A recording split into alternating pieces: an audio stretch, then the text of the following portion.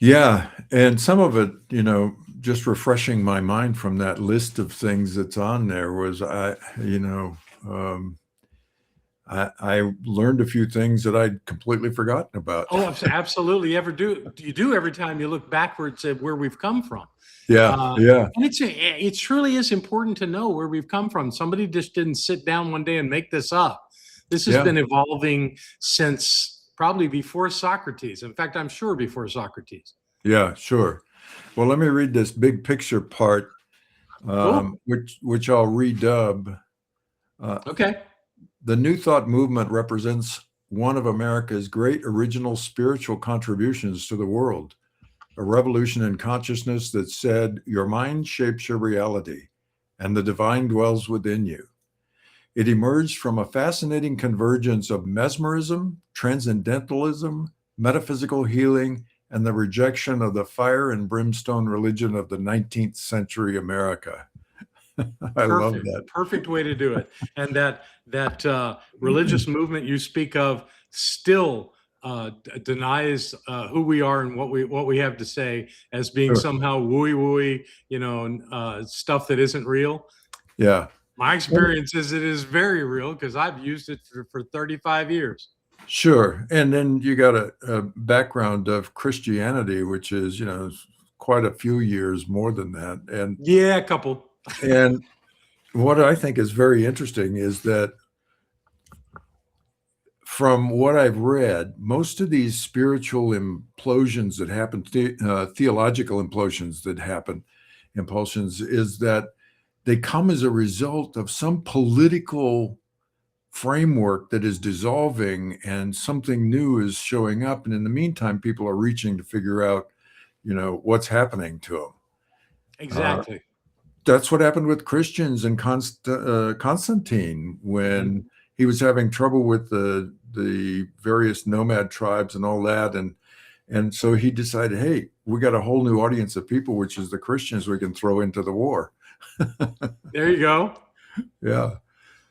So let's go through some of these because I think it's fascinating. That first one really intrigues me with Quimby because I'd forgotten quite a bit about Phineas Quimby. Phineas Parkhurst Quimby, indeed. Yeah, and that's one of the great names right there. When we talk about it being an American movement, it really starts at Quimby. Yeah, Mesmer was European, wasn't he? yeah, Yeah. So Quimby was an American. He was a student of Anton Mesmer and began to practice this idea of changing people's reality through their mind and creating a different result. I mean, he had it down. and Mesmer is interesting because his background was he kind of stumbled into this hypnotic trance thing. Mm-hmm. And one of the stories is that he got it from, quote, a witch of those days. That's great. I never heard that. I hadn't heard it either. And I think that's an interesting thing. I mean, hypnosis has been a recent phenomenon in Right. my mind, but yet it actually stretches way back to all the shamanic traditions. So, It does indeed. yeah. In fact, it was in practice before anybody knew what was happening. Yeah, there was The no idea of suggestion. Right, right, exactly. So Quimby was one of the first, and as I recall, Mary Baker Eddy was one of the students. One person that came to him for healing. She was sick as can be, Uh, close to death, and he did his thing with her, and she came out of it. And she had a Christian background, so she found a way to merge that. Even named her movement Christian Science, yeah. which I'm sure was her way of just bringing the two concepts together, and Well, really got this thing started. and it makes sense, and I think what all of these have in common in terms of both the beliefs and also the individuals in the movements is that they all have healing as their principal um, movement, so to speak. During those times, medicine wasn't healing people that much. No, it was bloodletting. Exactly. When you slice somebody's vein open and hope that they get better. Hello. Somehow we're going to drain it out of you. Oh God. So, And that was the popular view in medicine at the time. So no surprise. But when this stuff started finding ways for people to move out of disease into a healthy state of being, it really made its impact. I'm yeah, kind of surprised. I think the thing that caused it to not be totally consuming, like for example, for Christianity or similar to Christianity, is that it kind of challenged Christianity on some levels. It was there, and people like Mary Baker Eddy, was trying to merge the two together. But those who were fundamental in their believings of Christianity, based on yeah. how it had been kind of taken down to some concepts that were man-made, not spiritual in nature, that kind of caused it not to be accepted as readily. But those that accepted it greatly and saw incredible outcomes from it. And during that time frame in the early 1900s, there was more going on because Yogananda was traveling around, and he was getting 2,000 and 3,000 people coming to hear him. Right. I forget who the other Hindu teacher was that made the rounds in the World's Fair in Chicago, and started a number of ashrams around the country. So there was this explosion rather, that was going on. And it was all within about a 20-year period that it seemed like it just burst forth. Well, and you mentioned Yogananda, and that brings in some of the Eastern sensibilities of all this, which I Yeah. think are really important to the mix. And the thing that was different about how Eastern theology or philosophy, however you want to describe it, was different from what was happening in the United States is that there was this general sense in Hinduism that you just kind of accept life, and don't fight it, just accept it. And if you're in a low caste, so be it. That's the way it is. Just do the best you can and use these principles to live a meaningful, productive life. Where in the United States, it's like, no, we want stuff. We want to use this to change conditions and Yeah. that kind of stuff. And so there wasn't an immediate immersion of them into one another. So people like Yogananda had to, I'm sure they saw that and they incorporated that and made what they had to bring palatable to the Western mind. Yeah, and I think a lot of it had moral background. In other words, Oh he yeah. was teaching people how to be in a positive state, and he knew all of the people during that time period, and even with Ernest Holmes, he used to go to some of his Tuesday meetings. Right. You know, Exactly. the great thing about the Eastern tradition, and somewhat misinterpreted, I think, is the idea that you let life be. It Right. just is. Exactly. The misinterpretation of that comes out of the fact that we believed, or they believe in reincarnation, and they believe in cause and effect. And if you're doing things to correct something, you're stepping in the middle of that cause and effect and creating a new cause, which creates a new effect, and it keeps on going round and round. Sure.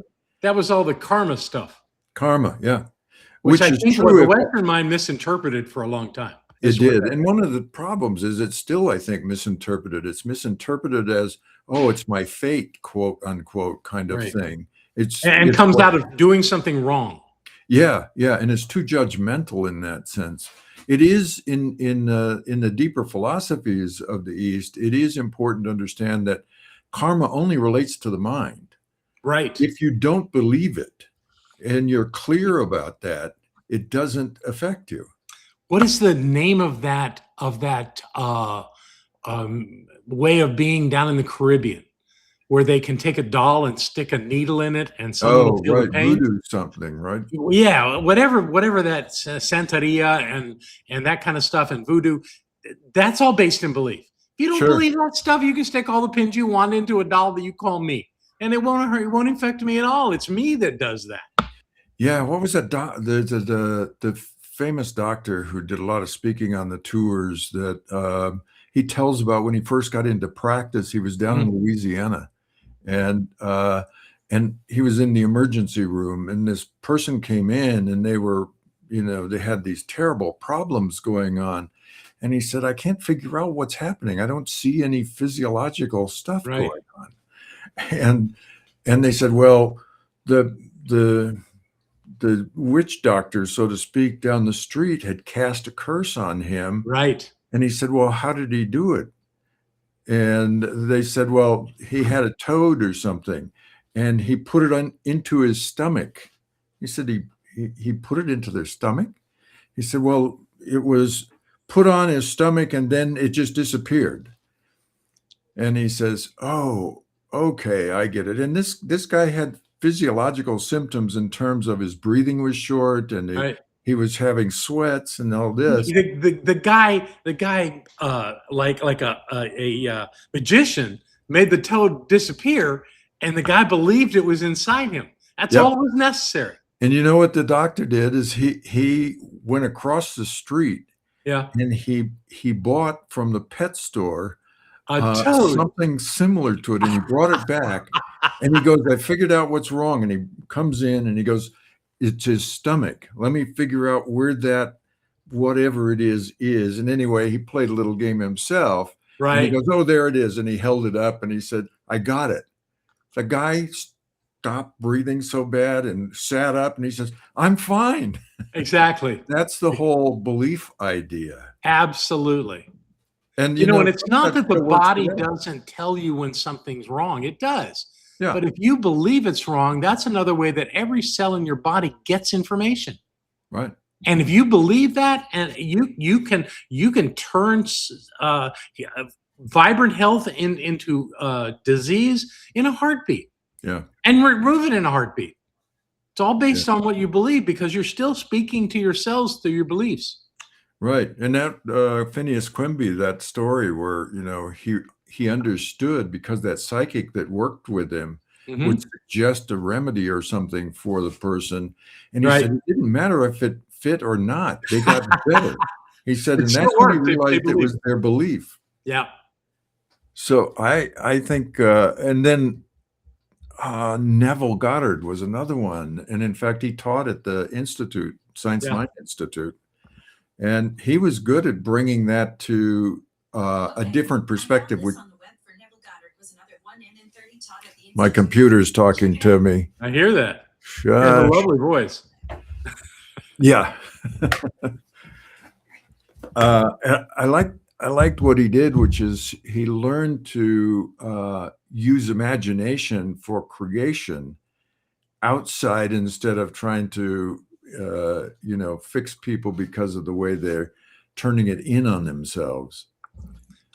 Years ago, I had this illusion, or not illusion, this kind of a dream, I guess it was, that if science of mind, our teaching, or really metaphysics in general, had a way of kind of having a medical system or a hospital or something where people like practitioners would also work with every patient in the hospital and get them to believe that they were healing and that their remedy or their diseases were going away, while the medical professionals did their part, and that if they worked together, the outcome would be extraordinary. And you could really monitor it in a closed system like that with patients. But that was my dream. Anyway. Yeah, that's a good dream. The trouble with that, in my mind, is the medical establishment doesn't like anything that interferes with them. Some of them are open to it. I've met medical doctors that are, but you're right, they're rare. Yeah, and the system is not designed for that. But Ernest Holmes did that when he opened that hospital down near Long Beach. No, wait a minute. This is a story I've never heard. He really? opened a hospital? Yeah, he and his brother Fenwick opened it wasn't really a hospital. It was a house or something. Yes, I do remember that. Yeah. And did they have medical professionals in there at all, or was it all their? No, it was just them. And the idea was these people would that. come in, and I don't know what, maybe it was a plague or something that was going on at the time, or the influenza stuff that happened. It would have been the Spanish flu in the early part of the 19th century. People were dying. Oh yeah, a lot of people died. And they would have 20 or 30 people in there at a time. Yeah. And they worked with them. Right. And I bet a lot of them got up and went home. Oh, no, it was remarkable how many Yeah. of them got up and went home, and I forget, they were open for maybe 6 months or 8 months, and then Uh-huh. it kinda passed, and that was the end of it, but he said it was working per and Fenwick loved it, he wanted to continue Yeah, doing I'm it. sure he did. And Fenwick is someone, which is Ernest Holmes' brother, is not talked about too much in the movement, and No, he but was he made really his mark influential. for sure. Oh, he did? On what? Yeah. Well, what comes to my mind is Sessho Inoue Yeah, in Japan. yeah, How the founder of that movement actually found Fenwick's book in a used bookstore. And he already spoke English and could read it, so it wasn't a problem. And he absorbed what Fenwick said to the point that he started his own movement there, which became massive, not just in Japan, but in other parts of the world. When he would yeah, travel to South America, he would draw stadium-sized crowds when he would explain these things. That's yeah. why I think that we have such great potential as a movement in Latin America, Right, because they're receptive to it. And um, Fenwick, that would not have happened had Fenwick not been the writer he was. My wife sure. Barbara adored Fenwick. She would read his stuff and say, "Oh, he can." There are times when he's clearer than Holmes, because he would write more in prose, and Holmes tended to write more in poetry. Yeah, yeah, So she enjoyed him and really got that, and I yeah, I can love see. the stories. Our brother-in-law, J. Yeah, Scott Neal, right. used to drive him around Oh, because really? he couldn't drive, and, he said there's just so many things that he told him, and he says, "I just wish I'd have written every one of them down." Yeah, yeah. Of course, of But, course. yeah, so Fenwick was, pretty powerful, and of course, he was already a minister. Right. And do you remember what movement or what Um, I can't remember which one it was. denomination it was? He No, I was don't remember. It doesn't matter. Yeah. He moved out to LA, my understanding was because he had some kind of, breathing problems Okay. and or asthma or something, and they thought it would be better on the West Coast than on the East Coast. So, but anyway, so Ernest and the other one that's really popular, with all of those early teachers was Emma Curtis Hopkins, Indeed. Indeed. Teacher and of teachers, they called her, teacher of teachers, yeah, exactly because right. she really did work. I heard the story. I have no idea if it's accurate, but I heard the story about her and Ernest Holmes, that Holmes wrote her a letter and asked for an audience, wanted to be her student, and she told him no. Hmm, And he had to continue to pursue it, and finally she acquiesced, and they had a period of time in, I think it was in Chicago, although there's something that tells me it may have been in New York, where he had a private audience with her for a period of time, where he just sponged up all of her thoughts, and I'm sure that had an incredible impact on him. yeah. Well, when she broke from Christian Science, Yeah. she moved to Chicago and she Right. started her own program there. Right. But I seem to recall that she was in New York kind of in between. Yeah, and that may have been when she spent time with Ernest, but she did, and I'm sure that had a great effect. And to this day, people who follow her through high mysticism and such Yeah, say that her teachings are so incredibly clear and useful that people still quote her all the time. yeah, yeah. So Ernest Holmes is the next one on our list of all of the folks who were involved back in those days. The Fillmores are also, they studied with Emma Curtis They Hopkins. did. So they were both, and again, that Christian influence came through much more in their movement than it did with Ernest Holmes. They call it the Unity Church of Christianity. So they Yeah, absolutely embraced. They reframed it. They gave it a different understanding, which is okay. Some people don't want to go someplace that doesn't call itself Christian. So I think they got a great audience through that, even though they experienced it very differently than mainstream Christianity. I think they had to. They were based in Kansas City. Kansas City, exactly. Yeah, like So, a belt buckle thing. yeah, the bastion of the Corn Belt, so to speak. Truly. And it But worked for them. They are the largest. The largest part of our movement is unity. Um, and it makes sense because, so many people that want to come out of Christianity, the heaviness of Christianity, moved into the new thought type of Christianity, and it felt okay. It did. It was a great first step, and I truly believe that unity is kind of the pathway to get into science of mind. In that it gives you that starting point where you don't have to change everything you ever believed, but you can start looking at things differently. And at a point, you go, "I want more." This is where unity is. And if they find science of mind, they go, "Oh, this is the thing." Hmm. And I've had people that came from unity to our center say that to me, and Yeah. it's no way to me insulting to unity, because what unity does is way more valuable than not. So God bless them. I'm grateful that they're doing all they're doing, and there's something about the utility of mind in creating your life that I think goes further in science of mind. Yeah. I think the other thing that's interesting is how this whole movement, New Thought, quote Mhm. unquote, movement, sparked the idea in the, I would say, mid 70s of the Tony Robbins phenomenon. Oh, absolutely.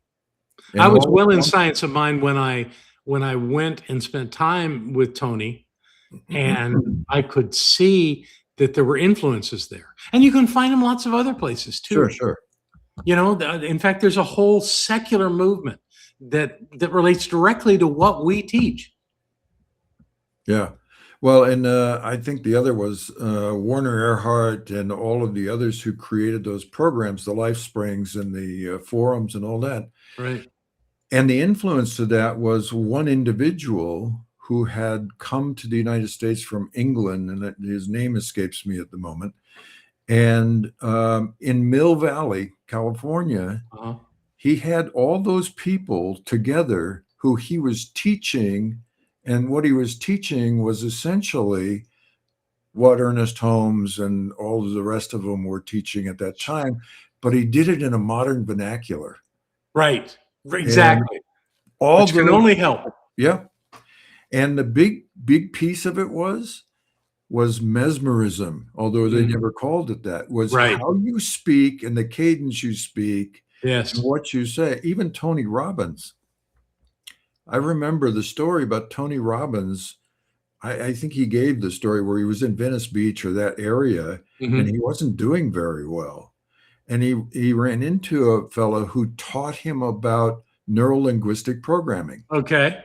NLP.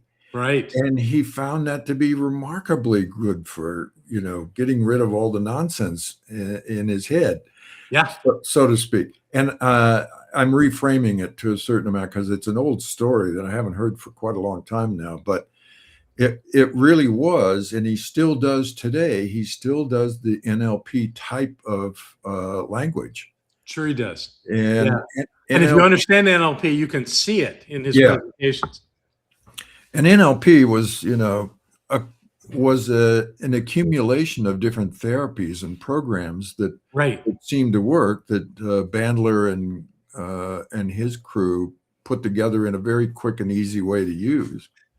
And the criticism of all that was that it didn't have a common theme, that it was this hodgepodge of ideas. But who cares if they work? Yeah, I mean, the main theme of NLP was Milton Erickson's work, who was a doctor, psychiatrist, and had polio and was paralyzed from the waist down.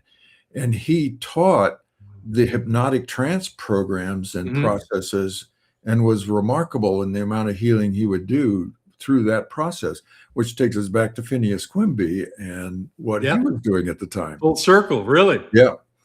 So, but I that, used to teach my practitioners NLP yeah, so that they could use those skills. One thing that I often did with people that I was personally working with, if they had an issue in their life, I would have them right up close to the pain and the troubles of whatever they were dealing with, and then I would have them send that off into the distance to Hmm. the point where it disappeared. And that's pure NLP. Sure. So there's lots Sure. of those kinds of games that you can play that make a magnificent difference because you're working with mind. You're getting the mind to see things differently, and Right. that's kind of the point. Yeah, right. And that's Milton Erickson. He would Yeah, teach you when you have a fear of something, the further away you pushed it in your visual mind, the further away it went, the less it bothered you. exactly. Yeah, Until you had it go off into the sunset, right. into the horizon, and poof, it's gone. And And there's if some you can great. I actually have a great. envision that clearly, that's where it is. It's gone. I have a great story about NLP, which is my brother-in-law was one of the early practitioners of NLP, and he was a Right. psychologist. And our grandson was allergic to eggs, and since probably 2 or 3 years old. Mhm. And if he'd eat eggs, he'd go into anaphylactic shock. And Yeah, his parents, seeing that, reinforced it by telling me he couldn't have eggs, telling other people he couldn't have eggs because yeah, he would get really, really sick. And so that was the truth. yeah. And so for him, not having the cognitive ability to understand what was going on at Exactly. that age, as you say, he just accepted it. And then so Robert said, "Listen, do you want to get rid of that problem?" And of course, he's now 7 or 8 years old, Right. and he goes, "Yeah, I want to be able to eat eggs," because he couldn't eat anything that had eggs in it. Oh yeah, really. That's a Yeah. lot of stuff. That's a lot of stuff.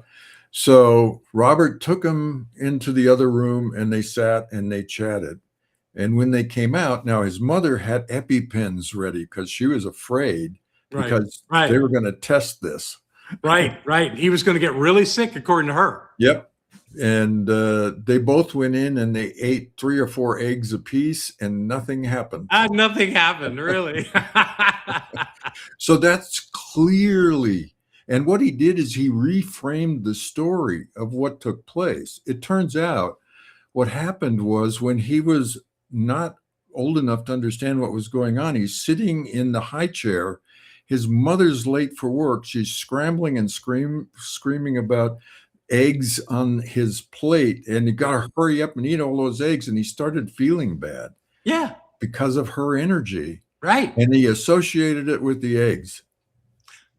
I have a similar story in my life where Yeah. my parents took me from South Florida to North Carolina. I was 3. Okay. And they went out to meet with other people and left me with an aunt. And when my parents got back, I was sick. I was throwing up and feeling terrible and crying and doing all that. And so they raced me to a doctor. The doctor said, "What has this child eaten?" And my aunt said, "Well, I gave him some chocolate ice cream and some chocolate cake and some chocolate cookies." And he said, "Well, clearly he's allergic to chocolate." For my entire childhood, I was not allowed near chocolate. Wow. And as I became a young adult, I said, "I'm tired of this not being able to eat chocolate. I'm going to eat chocolate." And I ate it and nothing happened. And I went all those years, no chocolate. There you go. It was that kind of food, that junk food she gave me that made me sick, not Yeah. the chocolate. Yeah. Yeah. Yeah. So, and that's such a demonstration of the power of the mind again. Absolutely. That's where it is. Absolutely. Another one, Wayne Dyer. Yeah. Secular on public television, doing his Mhm. thing, teaching people, not ever really talking about God, but bringing ideas together that come straight out of science of mind, Yeah. straight out of our metaphysical teachings. And Right. he just did it in a secular way, and it really worked for him. He was a star. Yeah.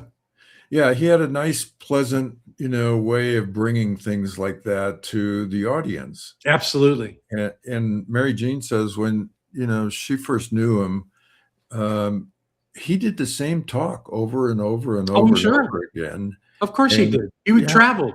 That's and how it he was, sold. You know how he sold his books in the beginning? yeah, backseat of his car. Yeah, but how he would do it was he would call the bookstores and ask if they have his book. Ah, And then he would call the bookstore back and tell them who he was and that he has these books. And they would say, "Well, bring some by." And he would say, "Well, do you have a place where I could do a little quick seminar and talk about my book?" And some of them said yes. yeah, And that got him off the ground. sure. It was brilliant. But yeah, it was brilliant. And He's, driving around in his Volkswagen or Yeah. whatever it is with a carload full of books. Yeah. That's And what we I go think from he had place a to place to VW place. bus or something. Yeah. And that was, I can't remember the first time I saw, probably in the early 80s or something. Mhm. And saw Sure. him. Yeah. And he was That's good. when he He was was coming good. up. And he became much more um, engrossed in what Science of Mind was teaching, because he studied it for quite a while. He even stole one of our phrases. We would say, "Change your thinking, change your life." Yeah. He would say, "Change your mind, change your life." It Yeah. was us. It was our stuff. I love Yeah. it. And that Well, we didn't shows own it it. doesn't the model we use, having centers and different kinds of things like that is just part of the way to deliver this to the world. Yeah. Yeah. Well, I mean, that's the gathering place. I think a lot of what Christianity or any of these things really involves is a community. And that community is what people really get connected into. It supports them. It's a place to be friendly and enjoy others that think the way they do. And I think the predominance of people don't necessarily go to the classes. They It's go true, for unfortunately, because that's where the meat shows up. yeah. And I think You're the at same, agree.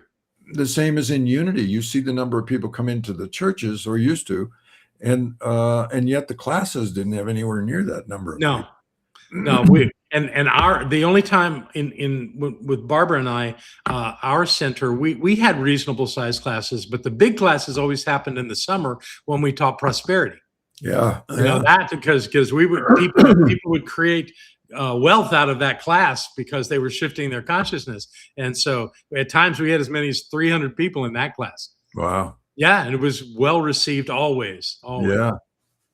Well, that's great. I think who else was in that group of people with Ernest and the Finwick, Ernest and the Fillmores and some of the others? Well, it was the women that started Divine Science in Denver, Oh, that's right. and Nona Brooks. the Brooks Yeah. sisters, yes. Yeah. And they had a great influence. In fact, some people think that the success of the movement in Denver with our center, Mile High Church, really comes out of the Divine Science movement. That it just was more appealing. And if you ever go to Mile High, they play it a little more churchy than a lot of our centers do. Oh, really? And yeah, yeah, and at least they did in the past. I don't know what they're doing now, but in the past, that seemed to be their approach. And I think it drew anybody that had any interest in it from the divine science perspective. And there are still some divine science churches around. There was a big one in St. Louis. Is there? Yeah. I mean, big one in terms of their facility, but there was like 15 people in a place that, would hold 600. Yeah, no, that's sad. Yeah. I don't know if it'll have a resurgence or if it'll move in a different direction. But the thing, and I'm settled on all this. I don't have a problem with what happens in our movement because what I know is that the teaching is more important than the organization. Yeah. And the teaching's not going to die. No. It's just going to shift how it's delivered. Yeah, and it always has. I mean, Yeah, it always has. So being upset that it's changing, the structure of it's changing is a waste of time. It's what's going to happen. What we're doing right now is more popular with people than is, going to a Sunday service or going to a class or a program. I think so. More people are doing online programs than look at the number of universities that have online programs. Oh, absolutely. Absolutely. And we demonstrated it at our center because everything we did was posted online, the classes and Sundays. And before Barbara had her stroke in 2019, we were averaging 25,000 visits to our website and our YouTube channel every month. Wow. From around the world. Yeah. Yeah. And it was always that helped us realize that this thing's bigger than the people that come into a room. Yeah, exactly. So, yeah. So I think the other thing is we're at the same point that I think the late 1800s, early 1900s, where this spiritual implosion was beginning to happen. I think we're at that same place again, where it's beginning to shift, and that shift, corresponds to what's going on in the world and the way people get information. And the other thing I think would be a great topic to talk about is all the misinformation, disinformation, and overload of information that we're exposed to now on a daily basis, on a minute by Everybody's minute. an expert if they can get online and speak. Yeah. And every minute we're exposed to stuff. And the thing, who was it? Stalin was the first to say it. The whole point of misinformation is to get in there and confuse people so they don't trust any information. Ah, that's Then you interesting. can I had never control heard them. that. Yeah. That makes sense, though. Yeah, it makes perfect sense. And we're at that stage where what do people trust? What's the information Oh, that they absolutely. trust, where they get it? The trust of the news media is down to almost nothing. Nothing. Yeah. Yeah.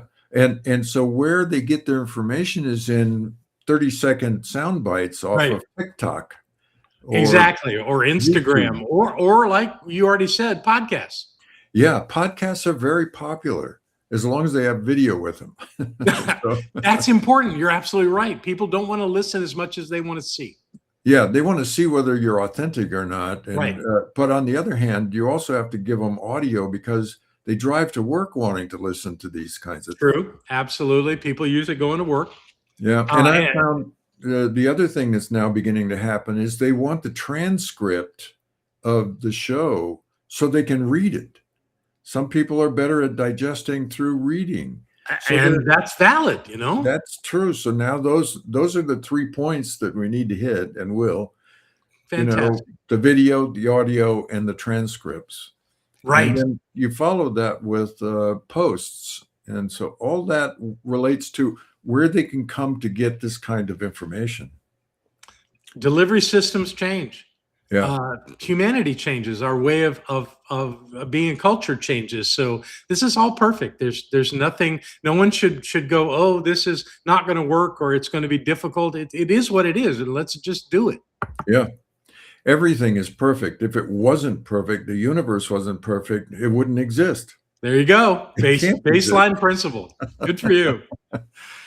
All right. So we got 37 minutes worth. That's pretty good. Is that okay? You want to call it? Yeah, let's call it on that one. I like it. And what do you think about the next one? You mean when? More. Let me stop this.